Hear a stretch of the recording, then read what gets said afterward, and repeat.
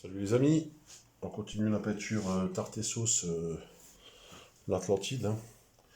Bon alors comme j'avais fait dans les vidéos précédentes, là j'ai un petit peu bossé dessus. Entre temps j'avais terminé une autre peinture. C'est dur dans les playlists de faire, je sais pas comment on fait sur YouTube pour faire un organigramme au niveau des playlists.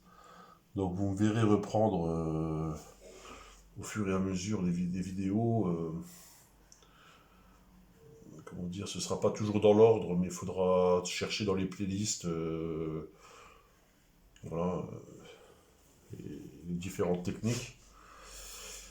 Donc je continue cette vidéo. L'Atlantide, bon ben, la tarte et sauce, ça qui a souvent été mentionnée comme étant l'Atlantide, hein, tarte et 6, ok, par les navigateurs égyptiens, grecs.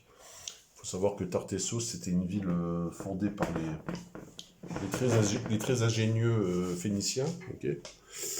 Euh, et alors là, j'ai représenté, vous voyez ici, il y a, je sais pas si on le voit, il y a Zeus, hein. Non, c'est plutôt Neptune, excusez-moi, c'est Neptune. Voilà, c'est Neptune, dieu de la mer, hein. Puis là, j'ai représenté la tête de taureau, parce qu'il faut savoir que ça, c'était des cultures où ils vénéraient le taureau, qu'on retrouve souvent chez les Minoens aussi, des cultures héritées des Phéniciens aussi par moment. Donc le taureau qui symbolise les forces terrestres, hein, terrienne, et puis en même temps Neptune, bah, c'est les forces de.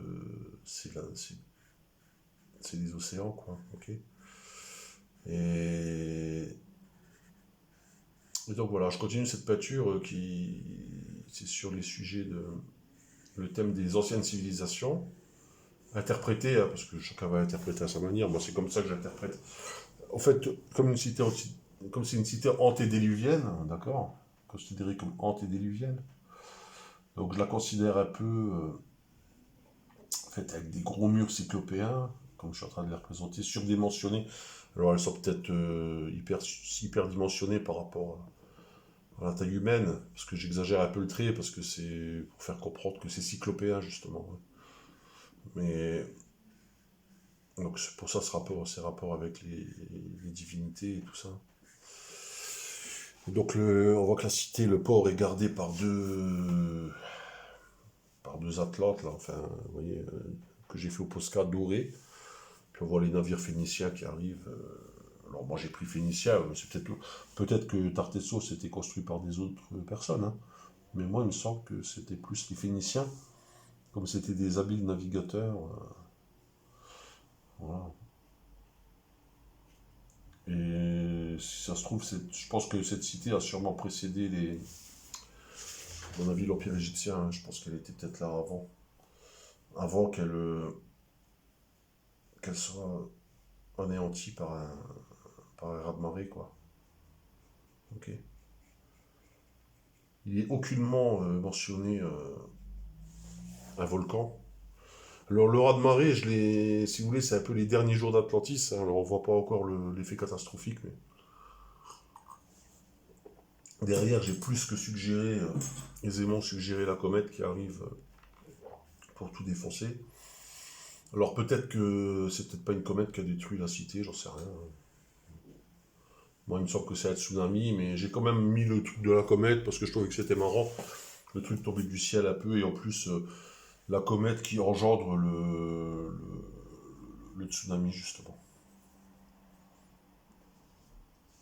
Et puis je trouvais que ça faisait joli la comète là. Bon, après c'est peut-être historiquement, peut-être que ça n'a rien à voir, hein. Ceux qui connaissent mieux l'histoire de Tartessos que moi me le diront. Mais c'est de l'interprétation. Il y a une grosse part de rêve aussi, ok, d'imaginaire. Moi je pense que dans l'imaginaire on peut trouver des réponses.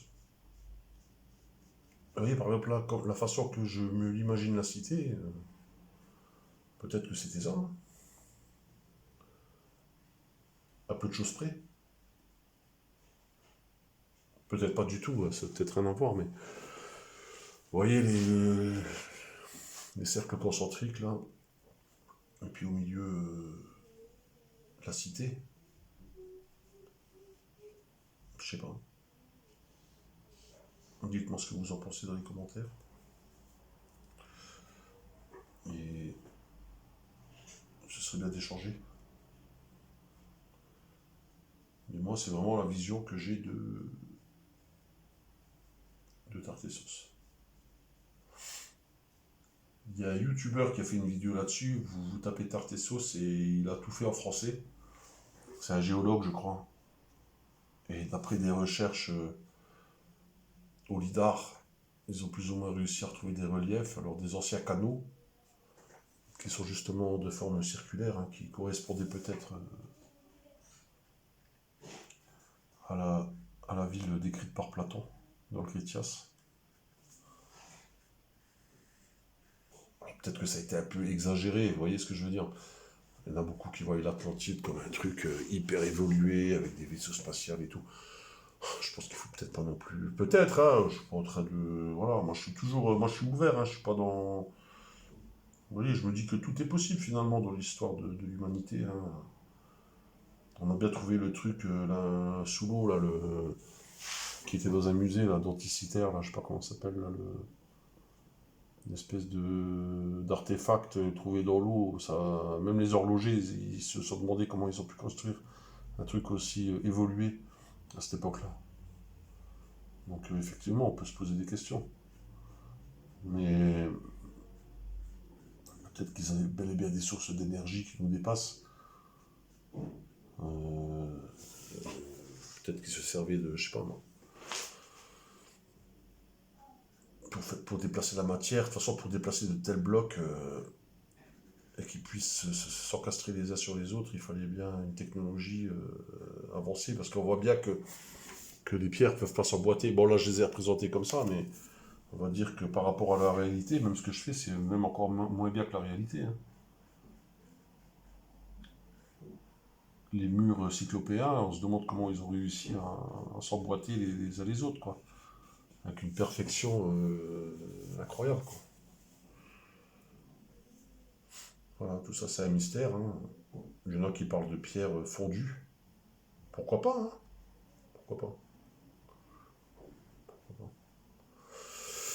De pierres reconstituées aussi. Donc voilà, c'était ma petite vidéo sur tarte et sauce. Je fais une petite retouche vite fait avant que ma femme elle rentre.